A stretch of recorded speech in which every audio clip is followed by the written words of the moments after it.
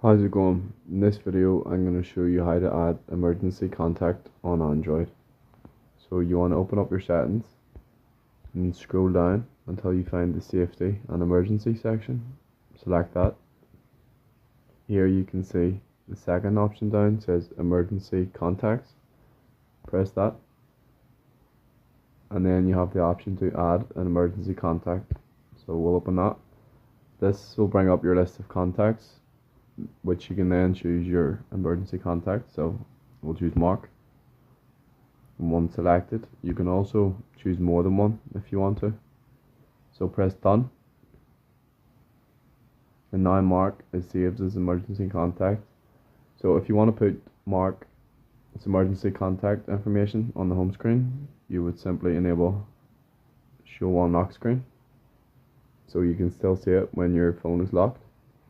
So that's how you add an emergency contact on Android. Thank you for watching.